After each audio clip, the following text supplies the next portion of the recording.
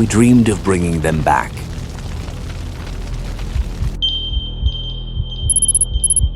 And we did.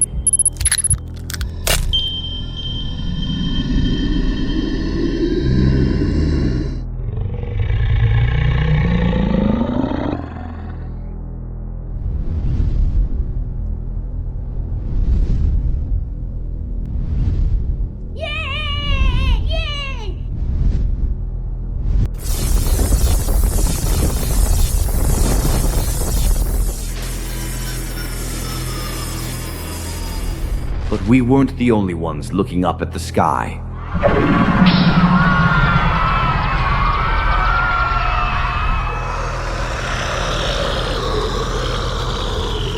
They came back not as monsters, but as guards.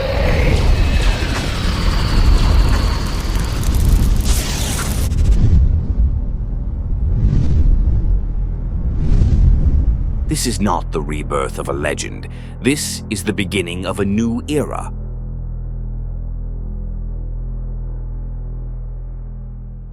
Long before cities reached for the sky and satellites circled the Earth, the planet belonged to the dragons.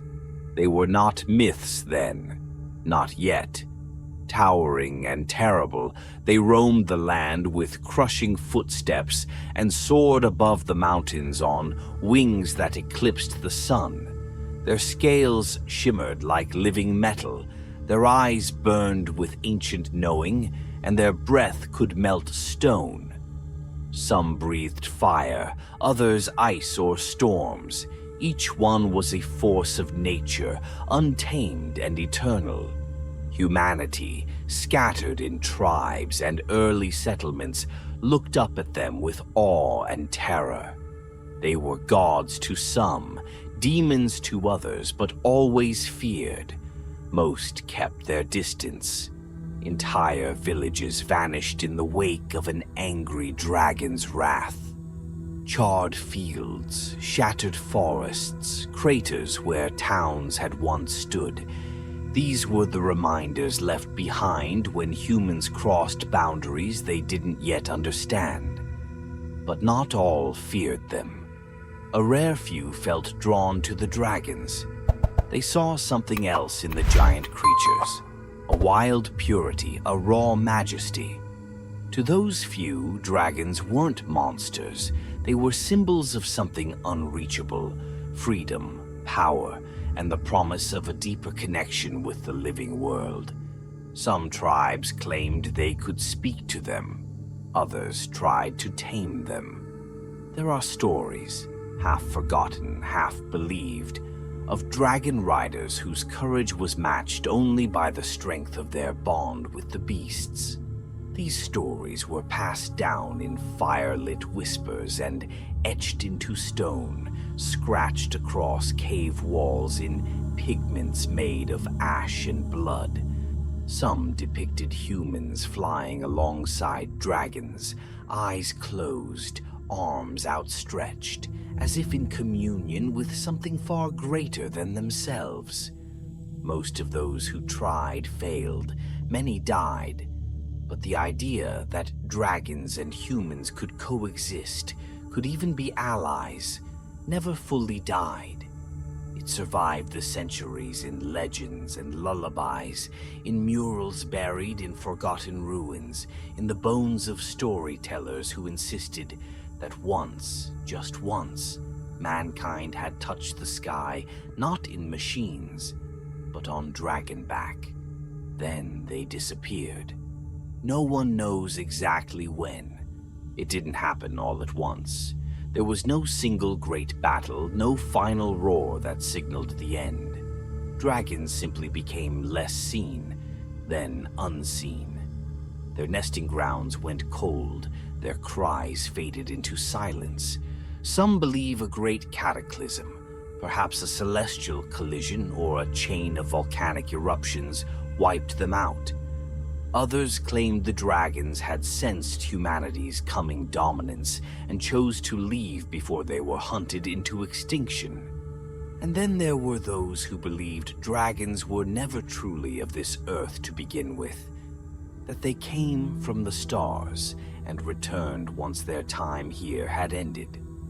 What remained were fossils, massive rib cages the size of houses, curved talons embedded in cliff faces, skulls bigger than ox carts. Some were mistaken for dinosaurs. Some were buried so deep they were never found at all. But for those who still believed, these remains were proof, not myth. Proof that dragons had been real, that the stories weren't just stories. Time passed, the world changed, humanity rose. We built towers, lit the night with electricity, and reached beyond the atmosphere. We mapped genomes and shattered atoms, but the dragons stayed gone. And yet, something lingered, a longing, a question whispered at the edge of sleep. What if we could bring them back?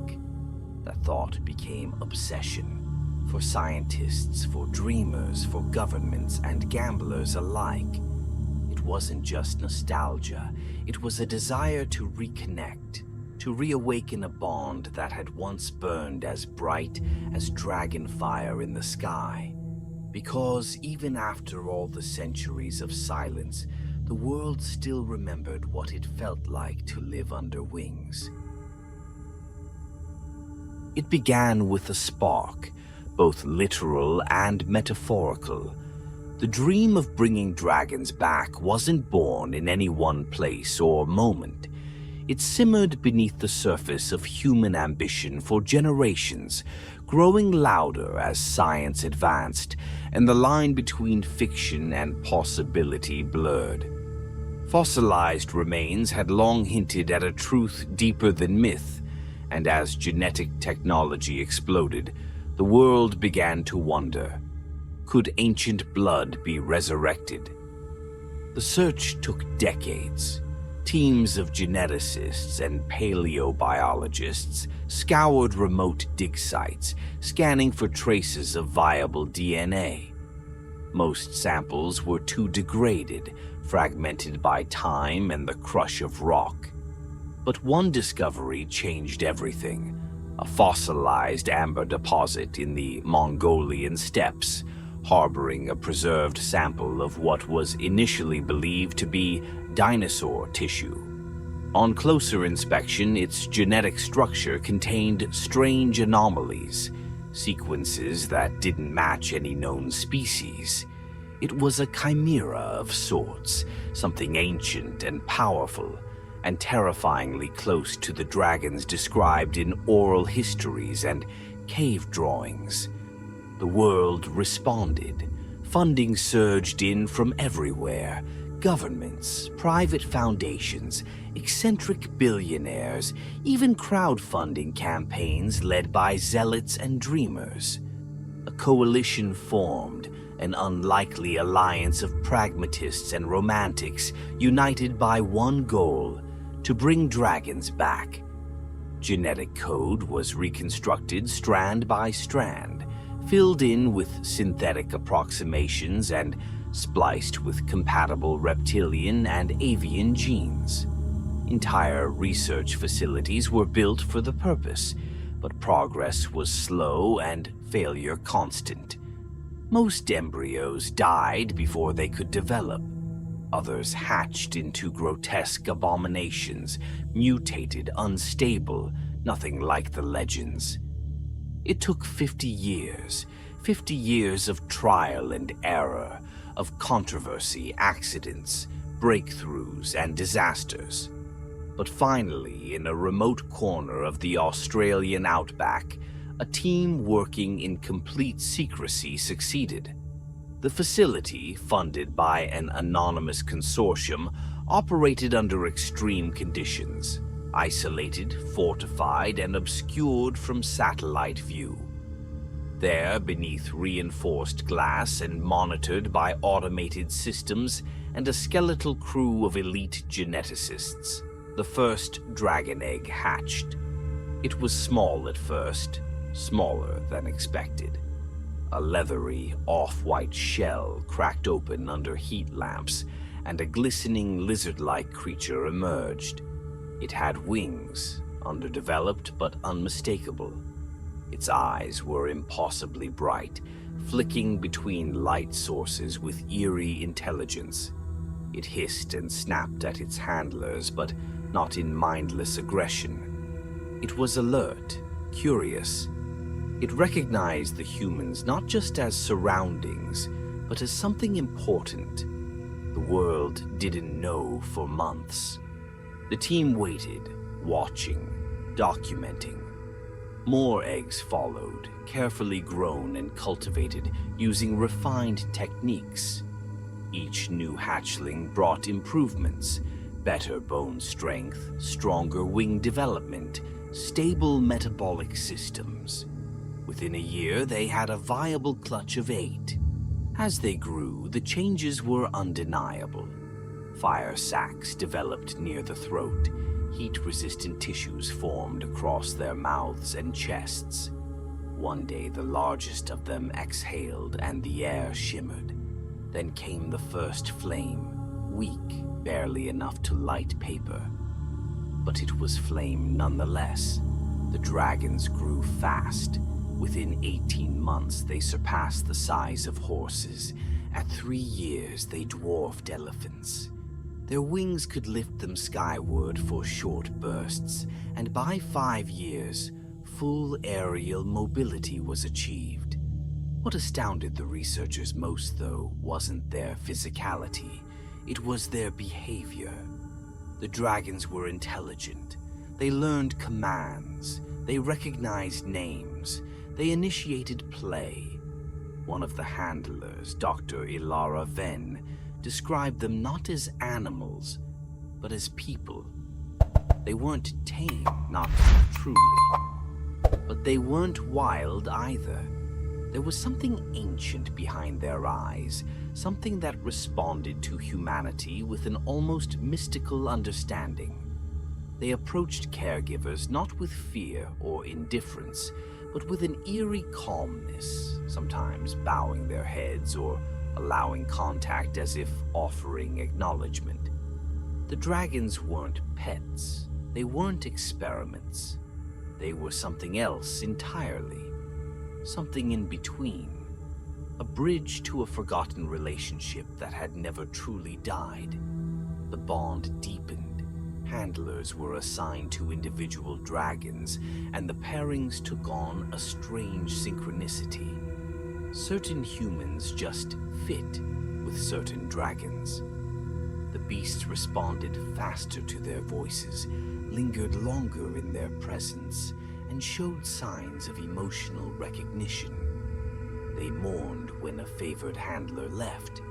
They protected when strangers came near. Each dragon displayed unique quirks. Some were inquisitive, some reclusive, others mischievous or solemn. They weren't just creatures. They had personalities.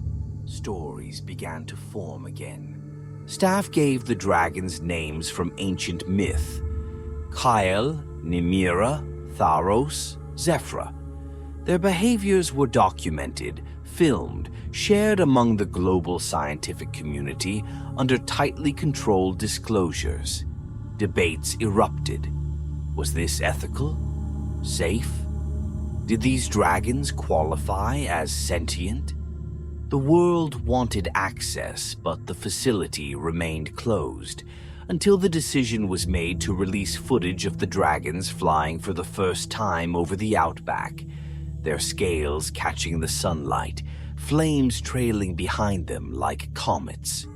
The footage went viral in hours. Governments demanded oversight. Religious groups called it a sign. Protesters marched on biotech corporations, but none of it could stop what had already started. Humanity had done the impossible. We had brought dragons back from extinction. And more importantly, they weren't just alive. They were listening, watching, learning. The bond that had once been legend was forming again, not through magic, but through science and something deeper still: recognition. a shared memory that spanned millennia.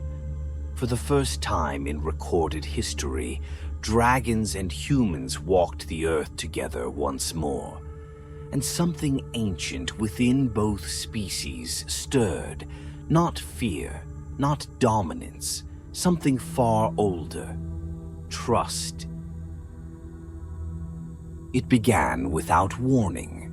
The night sky over the Australian outback, once a canvas for stars and dragonfire, tore open with a soundless rupture. A strange ripple, like a heat shimmer but colder, spread across the upper atmosphere, distorting constellations. Then the first of them descended, a black shape, angular and unnatural, falling faster than sound and slowing just before impact. It hovered, rotating in eerie silence, a massive alien craft unlike anything recorded by human instruments. Then came the swarm. Thousands, no, millions of biomechanical probes spilled from the craft like a cloud of insects, each one bristling with tools and weapons. They moved with precision, targeting power grids, communication towers, and people. Security systems failed, firewalls collapsed.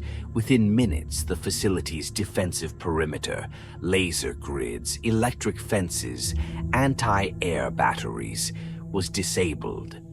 The probes tore through steel doors and human flesh with the same cold indifference. The command center went dark. It was a slaughter. The dragons responded first, alerted by the psychic tension that rippled through the facility. They rose from their rest with guttural roars. Adolescent but massive, their instincts surged to the surface, fierce and primal. Fire poured from their mouths in burning arcs, melting the ground and searing through clusters of alien drones. They fought to protect their handlers, pushing back the swarm with claws, wings, and flame. But the probes adapted. Each wave learned from the last. They absorbed the dragon's tactics and countered with terrifying efficiency. Coordinated attacks using netting beams, plasma arcs, sonic disruptors that left even the hardiest dragons stunned or grounded. For every probe destroyed, another took its place. It became clear this was not a reconnaissance mission or an accident. This was extermination. The aliens had come to wipe them out. Scientists and staff fled to the central compound, clutching what data they could save. Some tried to defend the young dragons with rifles, even their bare hands. Most were cut down. The dragons fought with rage and brilliance, but they were young, untested in true battle, and they were losing. Then something ancient stirred. From the broken habitats, 12 adolescent dragons, larger and more powerful than their peers, surged forward in unison. They did not scatter or flee. They flew together, their formation tight, synchronized by some silent command. As they rose above the facility, they let loose a wave of fire that turned the night sky into a burning aurora. Beneath them, alien metal warped and liquefied under their assault. They did not wait for orders. They acted on instinct, protecting not just their kind, but the humans who had raised them. Their fury bought time, but not enough. The swarm kept growing, fed by the mothership hovering above. The alien hive mind, sensing resistance, shifted tactics.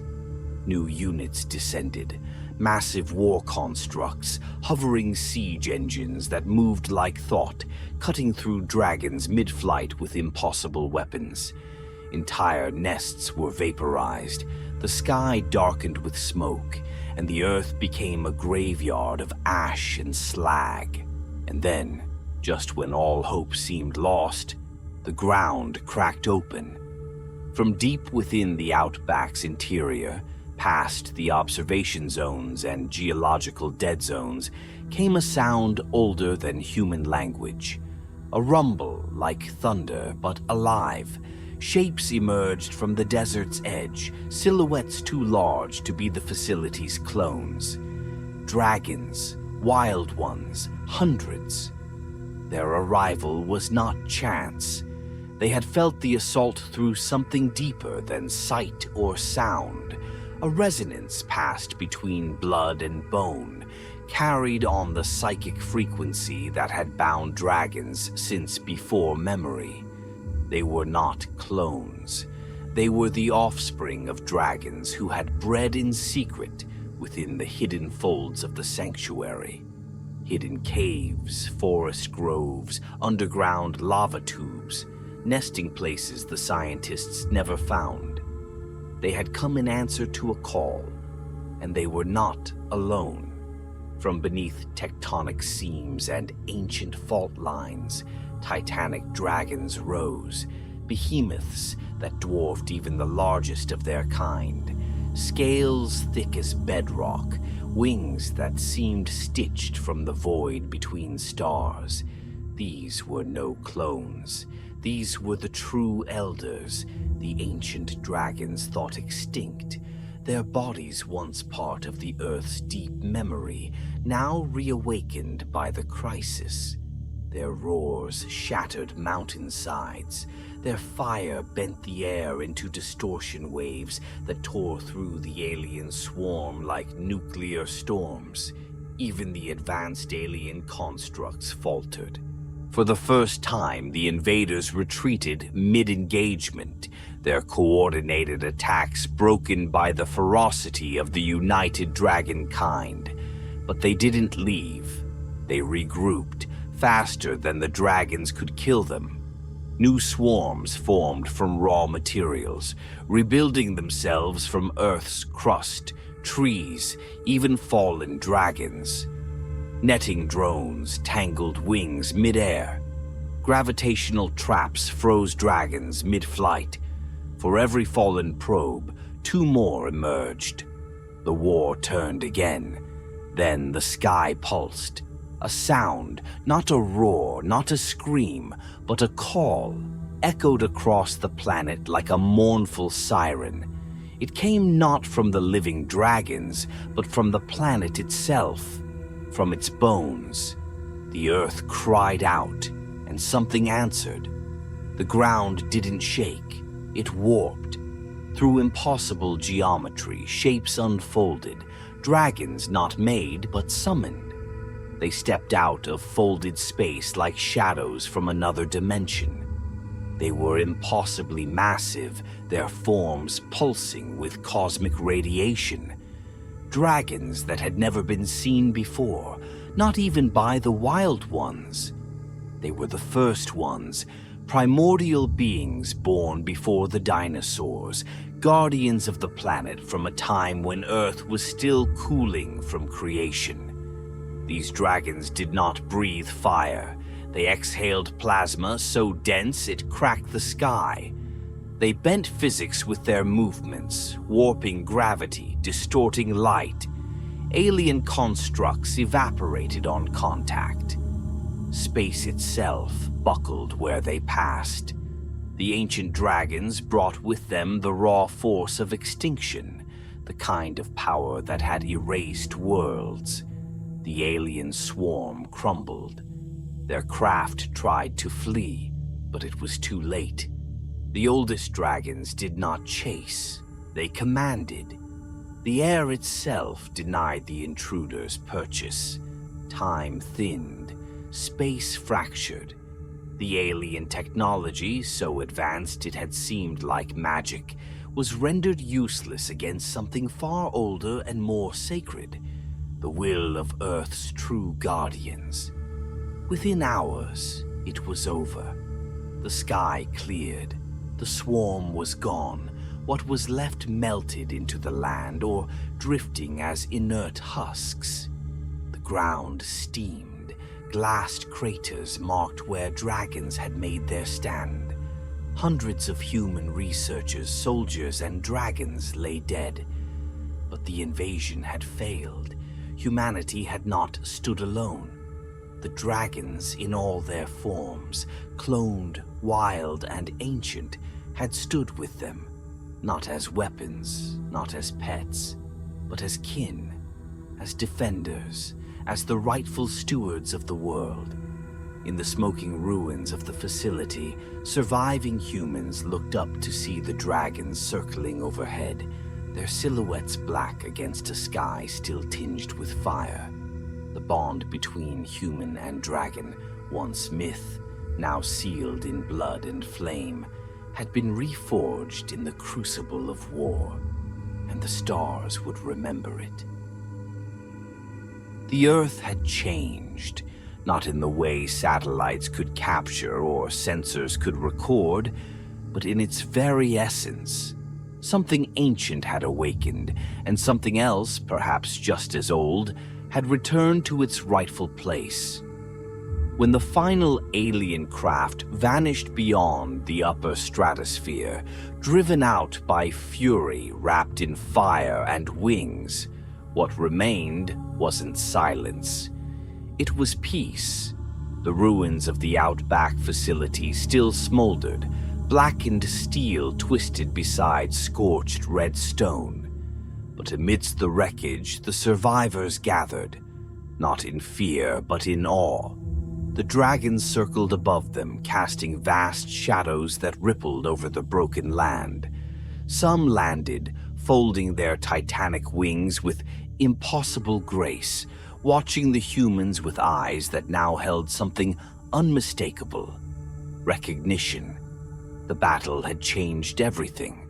The cloned dragons, once experimental subjects, had fought not as monsters but as protectors. The wild-born dragons, hidden for years, had chosen to defend their cousins and the humans who raised them. And the ancient ones, those impossible behemoths drawn from the planet's own memory, had emerged not to dominate, but to preserve. In the days that followed, a quiet understanding formed between species, a covenant not written in treaties or laws, but etched into the memory of every survivor. The dragons did not return to slumber, nor did they vanish into myth. They stayed, watched, helped. Humanity, humbled, stopped pretending to be the center of the world. Across every continent, dragons began to reveal themselves. Some emerged from glacial fissures or deep jungle groves. Others appeared silently in the skies, flying in patterns that no radar could trace. With them came a presence, a pressure in the air, an emotional gravity that made people fall to their knees, not in worship, but in reverence. Not one dragon raised a claw in anger. They didn't have to. Their presence alone was a reminder. The old world had returned, and it was watching. Global governments, already fractured and reeling from the invasion, did not resist. They listened. For once, humanity agreed on something: cooperation, coexistence, trust. The dragons were not here to rule. They were here to stand guard. It was called the Dragon Era. Joint sanctuaries were built, not cages, but havens. Hollowed mountains with open peaks, fireproof forests planted in partnership. Children grew up learning draconic names before they could even spell their own. Cities redesigned themselves around open skies and wide airways. Defense systems no longer aimed at each other, but pointed toward the stars. Dragons and humans lived side by side. Those who had once feared these beasts now raised their young beneath their wings. Dragons chose human partners, not to serve them, but to guide them. These bonds, forged through mutual survival, became sacred. Some dragons spent their lives alongside a single human family. Others wandered, sages of scale and flame, teaching those ready to listen. From this union came wonders. With dragon aid, human science leapt forward. Their understanding of planetary forces, magnetism, tectonics, atmospheric flow, redefined engineering. Fusion energy became stable. Entire dead zones were reborn. Deserts turned green under the guidance of dragons who remembered the world before humans had even drawn breath. Illnesses were cured, not through medicine, but through harmonic resonance learned from draconic vocalizations that pulsed with healing frequencies. Conflict faded. War became outdated. Who would dare bring violence to a world watched over by living firestorms? But this wasn't a utopia carved by force. It was earned, slowly, day by day, gesture by gesture. Humanity changed because it had to, because it saw what real stewardship looked like in the guardians that had once been dismissed as fantasy. The dragons, in turn, became more than protectors. They became mirrors. They showed humans what they could be when they stopped trying to dominate and instead chose to belong. And then, quietly, the oldest ones began to leave. Not in protest, not in disappointment, but in peace. The celestial dragons who had risen from Earth's bones began returning to wherever they had come from, folding back into starlight, into auroras, into the places between molecules. Their mission was done. Earth, for now, was safe.